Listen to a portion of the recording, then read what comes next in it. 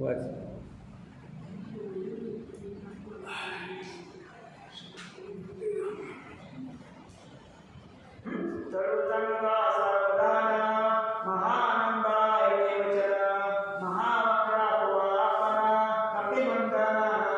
असो म्हणले जे 16 जन्म नावाचा म्हणले या ठिकाणी म्हणले मग सेनापती होता, महानंदा होता, महाप्रा होता.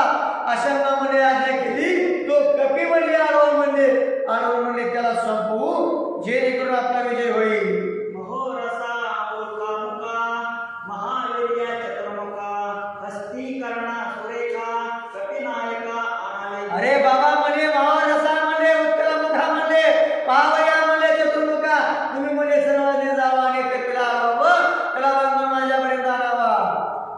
शंभू कर्णा चित्रा महावीरा मेघचित्रा सावधान माझी अवतरा ऐका समर्थ. हे म्हणले या ठिकाणी माझं शांत चित्तानं म्हणले या ठिकाणी मी काय सांगतो ते ऐका तुम्ही. अरे शंभू कर्णा विचित्रा म्हणले तुम्ही त्वरित जावं आणि म्हणले सगळ्या त्या हनुमंताला अडवावं त्याला म्हणले त्याचा घात करावा अन्यथा बांधून आणावं. पर्वते सहित कपेंद्र धरणी आणला मद समोर या श्री मारे नराजधर तैसा दशशीर. अरे बाबा म्हणले या ठिकाणी त्याला जो कोणी म्हणले अनेर म्हणले त्याला आज राज्य सुद्धा दिलं जाईल म्हणले नव्हे तो म्हणले कपिला म्हणले मारेल त्याला सुद्धा दिलं जाईल. ते आणला पर्वता राक्षस वांचती समस्त भाय कोणी न बाधिता औषधी उद्भव. अरे त्या हनुमंताला पर्वतात सगळं जर आणलं गेलं ना तर म्हणले या ठिकाणी आपली राक्षस सुद्धा म्हणले या ठिकाणी अमरत्वाला प्राप्त होतील म्हणले नव्हे मेलेली राक्षस आपल्याला जिवंत करता येतील इतकी म्हणले ताकद त्या वल्लीच्या ठिकाणी आहे. मग त्या असणाऱ्या हनुमंताला एकतर मारा आणि पर्वत इकडे आणा आता पर्वतासह हनुमंत इकडे घेऊन या आपण इकडे आणून मारू आणि या वल्लीपासून आपली राक्षस मंडळी उठवू. राज्यदानाचे उत्तर ऐकताची सत्वरा उतावला राक्षस महार वानरेंद्र धरावया. असो म्हणे ज्यावेळेस राज्यात बक्षीस द्यायचा विचार केल्याबरोबर म्हणे सर्वांना आनंद झाला. अरे म्हणजे या ठिकाणी एक हनुमंत म्हणजे माकडे म्हणे मारून टाकू म्हणले मग आपल्याला राज्य प्राप्त होईल आणि म्हणजे आपण राजाही होईल म्हणले. हा अभिलाष मनाच्या ठिकाणी निर्माण झालेले सर्व राक्षस मंडळी हनुमंताला मारण्याकरता धावू लागले. मरामध्ये काही दृष्टी उतावले कुट्या कोट्या कोटी धन लावाची ममता मोठी मरता कष्टी. अहो धन लागायला लोभ्याला म्हणले या ठिकाणी मारताना सुद्धा या ठिकाणी जर या ठिकाणी त्याच्याबरोबर जर बंडल ठेवलं ना तर तो सुद्धा म्हणे या ठिकाणी अजून देवाला म्हणे बाबा अजून 10 वर्ष राहू दे मला मरण देऊ नको. मग मरणाच्या दाढेत पडलेल्या जीवाला सुद्धा धनाची ही अभिलाषा प्राप्त होते व हे तर राक्षसच होते. मग असणारा राज्य प्राप्त होते नव्हे अर्धे सगळी संपत्ती प्राप्त होते ना. मग म्हणजे आपण हनुमंताला मारू आणि त्याचा मालक होऊ. पुरी आदरता मरणा सर्वता नवे उदासीना मरे नाही हे साधना प्रतिज्ञापन स्वय करिता. असं म्हणे या ठिकाणी मरीन किंवा त्याला मारीन म्हणले परंतु जर जिवंत राहिलो तर निश्चित म्हणले आपला अर्ध राज्याचा मालक होईल. मेलं तर म्हणले आज जाऊ द्या मरणारच आहे म्हणले. अशा अंतिमच्या निर्णयानं राक्षस मंडळी हनुमंताला धावू लागली.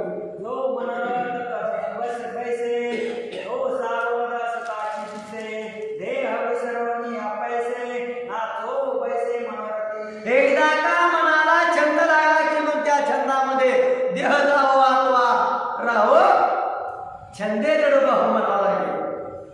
दारुण्याला तर माहित असतं बाबा ह्या दारुणाचं अस्तित्व नाहीच होतंय संसार दुःखच होतोय माहित आहे पण तू पेल्याशिवाय सोडतेत का नाही का त्याला माहितीये आपला हा छंद पूर्ण करणं मग त्यातून जेवीन जाऊ द्या पैसा तर सालावर आहे पण तू दारूच पे अशा स्वरूपाचा निश्चय असतो कुणाचा तर म्हणजे धनलोभ्याचा मनाच्या इच्छेने जाणाऱ्याचा. मग ही स्थिती सर्व राष्ट्रांची झाली. अरे म्हणजे या ठिकाणी मेले तरी बरे होत्या म्हणजे जर हनुमंताला मारलं आपण जगलं तर अर्ध्या राज्याचा मालक होतोय. मग या धनाच्या पोटी म्हणजे या ठिकाणी अभिलेखाच्या पोटी राक्षस मंडळी हनुमंता सिद्ध करण्याकरता संसवलं. राज्य देई नाहीसी गोष्टी ऐकताची उठावती कुठल्या कोटीच्या पोटी मरण संनिधी सन्निध. असो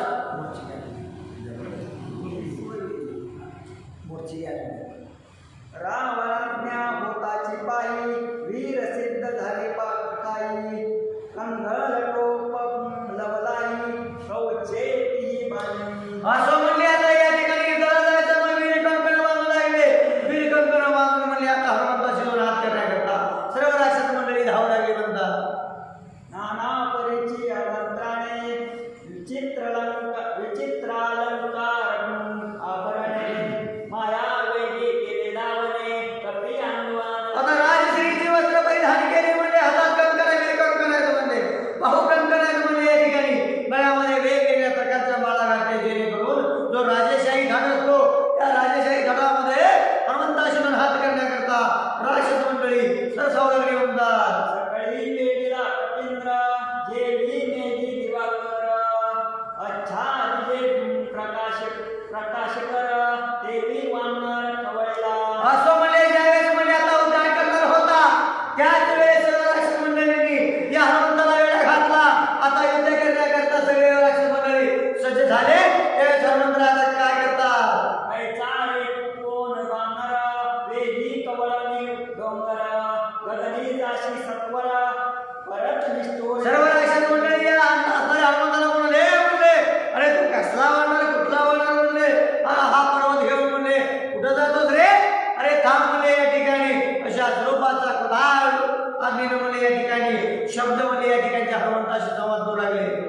दिसी तू देवासी देवा दानवाते दृष्टी नानिसी राक्षसाते न गणिसी स्वस्त जातोसी आकाशी. अरे म्हणले या ठिकाणी एवढा मोठा पर्वत म्हणले हातामध्ये काय घेतलाय म्हणले तो एवढं मोठं विराट रूप काय धारण केले म्हणले आणि तू देवाला भेट नाही म्हणले आणि म्हणे राक्षसांना म्हणले भेट नाही म्हणले मग तू आहे तरी कोण बोल म्हणले तुझं नाव काय?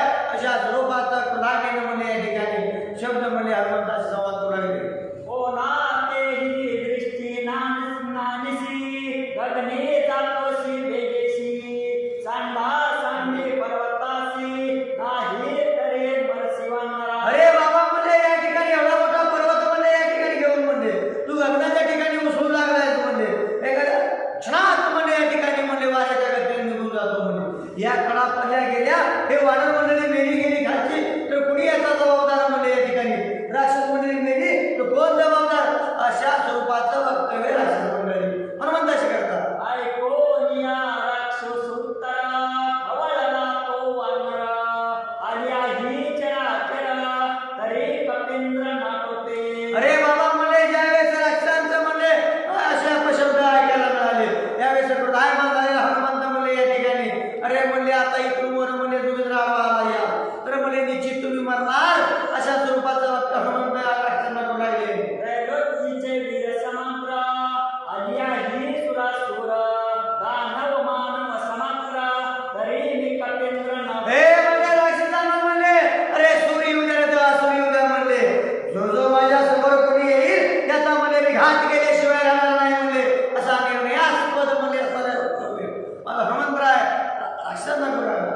सृष्टी करते समग्र ब्रह्मा आणि हरिहर येऊन शक्ती मन समर दूत समासाचार रामाचा. अरे बाबा मी दूत कुणाचा आहे म्हणले रामाचा आहे म्हणले माझ्या समोर म्हणले हरिहर नव्हे विष्णू जरी आला शंकर जरी आला नव्हे या ब्रह्मांडाच्या ठिकाणी कुणी जरी असेल जो जर माझ्या समोर युद्ध करायला येईल तर त्याचा मी घात केल्याशिवाय राहणार नाही.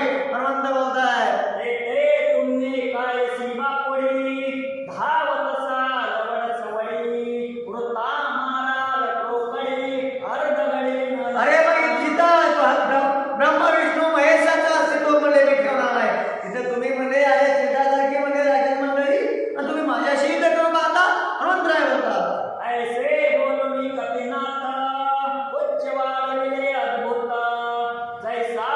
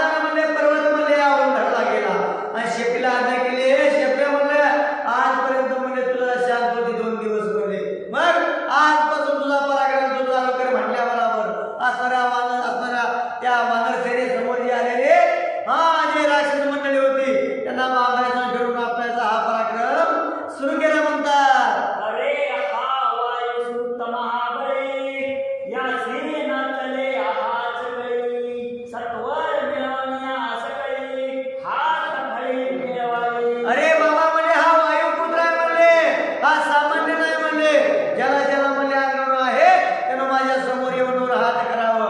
हनुमंतराय बोलता वेगळारे गंध करिता रही नाटोपे सर्वता सकळ मिळवनिया तत्वता मारो जाता मारो आता कपिसी. असं म्हणे ज्यावेळेस हनुमंताने या ठिकाणी बोलले गेले त्यावेळेस म्हणे असताना हा जो राक्षस मंडळी म्हणून लागली अरे म्हणजे आता आपण सगळ्यांनी मिळून म्हणजे आपण असताना त्या वानरावर धावून जाऊ त्याचा म्हणजे घात करू अशा स्वरूपाचा वक्तव्य राक्षस मंडळी करू लागली.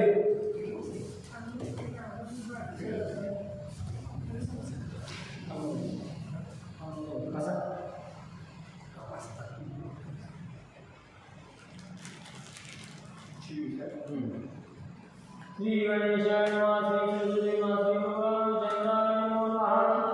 अशीच्या मनी विसरले दादा कविता उचारले टाकून ठाकरणी याविता. राक्षस मंडळी म्हणून लागली अरे म्हणजे आपण सगळ्यांनी अचानक म्हणले हल्ला करू असं म्हणतो ना म्हणतो तो म्हणले हनुमंताची शेपटी येऊन काय करते राक्षस करिता झुंजाळे वैश्य झाले शस्त्राची तिथे केली वटिता उचारले कपी केसरी बळवंत. काय सांगावं ज्यांनी ज्यांनी हातामध्ये असं शस्त्र घेतली होती हनुमंताला मारण्याकरता धावू लागली होती त्यांना शेपटीमध्ये गुंडाळलं.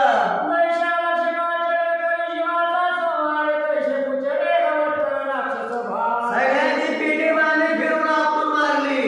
एक शिरा काठीचं एक शस्त्र वैश्य एक हात एक दावला समंत. तवर दुसरी या ठिकाणी कुणी शिळा घेतली कुणी झाड घेतली कुणी दुर्प घेतली म्हणजे आणि हनुमंतावर धावू लागले म्हणतात. मंत्रोण्या महाशक्ती हनुमंतावरी सोडत एक निराळची केली शांती. काय सांगावं म्हणजे कुणी म्हणजे अस्त्रांचं शस्त्रांचं म्हणजे बाणावर म्हणजे या ठिकाणी प्रयोग केले आणि असे बाण म्हणजे या ठिकाणी हनुमंतावर सोडले.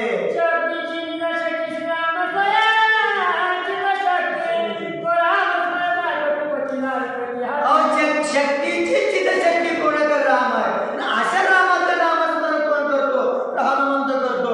त्यामुळे येणारी शक्ती सुद्धा भिवू लागली म्हणतात. मुखी श्रीरामाचे नाम हरदय श्रीरामाचे प्रेममय. विधी श्रीरामाचे कर्म तया दुर्गम. अरे प्रत्येक कर्म हे रामांतर होतं म्हणले घालोनिया भार राहिलो निश्चिंत निर्विधी संती विठोबाची या स्वरूपानं असणारा माझा हनुमंत.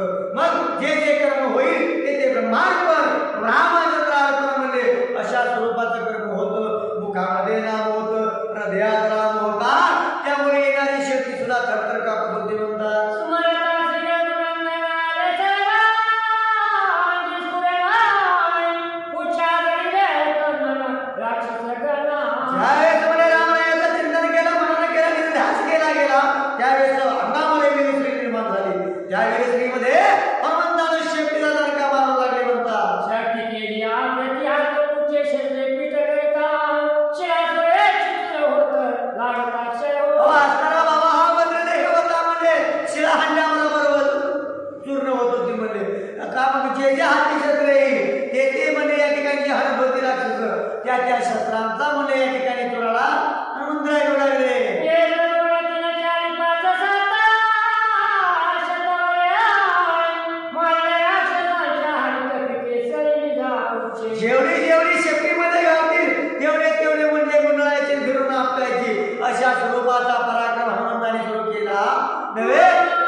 भयानक पुनरावृत्त महावीराम रामदूत महाशिवते क्षय. अहो क्रूर रूपाने म्हणजे राग म्हणजे त्या राक्षसांना करू लागले जेणेकरून फिरून आपटले की त्याचा चंदा मिळता व्हावा अशा स्वरूपाचं युद्ध हनुमंतराय करू लागले.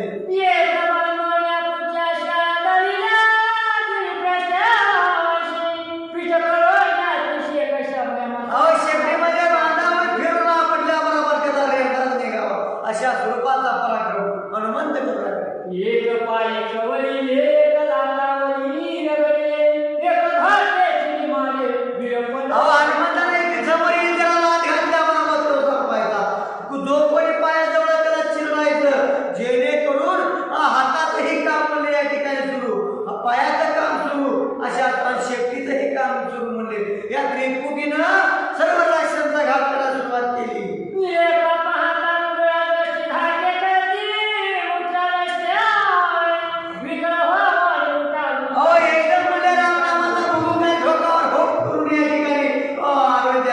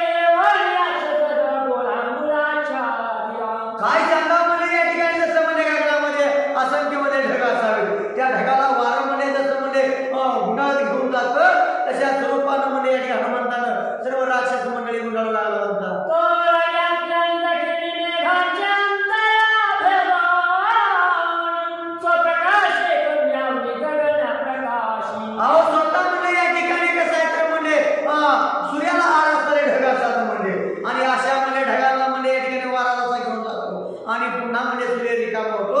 तसं म्हणजे या ठिकाणी राक्षस मंडळीच्या समोर म्हणजे या ठिकाणी काय तर शेपटी आडवी आली, त्या शेपटीनं म्हणजे सर्वांचा घात केला, हनुमंताचं कार्याला रिकामा केला म्हणतात. श्रीरामजय हनुमान जय मूर्तिमंत निराकराय महादेव राक्षसया पाहती कपिलाच्या. काय सांगा म्हणे या ठिकाणी, तरी सुद्धा म्हणे या ठिकाणी राक्षस सेना म्हणले या हनुमंताला आकारण्याचा प्रयत्न करता करता थकली. नवे म्हणे पुन्हा म्हणे वीरश्री निर्माण करून हनुमंताला या ठिकाणी आळण्याचा प्रयत्न करू लागले. बाप कपिकुली दिनवळे तुझ्या रूपाने जखिरण्याय अंतरी सगळ्यांचे वेडोन ठेला करून वाता. काय सांगा म्हणे प्रत्येकाच्या हृदयाच्या ठिकाणी भीती निर्माण झाल्यामुळं प्रत्येकाच्या ठिकाणी भीती निर्माण व्हायची, बरं भीती निर्माण व्हायची. या द्विधावस्थामध्ये हनुमंताची या ठिकाणी पराक्रमामुळं सर्व राक्षसांना भेऊ लागली. काय करू आणि कसं करू या समाधानासमोर उभं राहिलं. जय सरावरी गजरी कमलानी निवडले तेरी कधीने लागले. काय सांगावं, सरोवराच्या ठिकाणी कमळाची असंख्य फुलं असावीत, अशा फुलांमध्ये हाती जावा.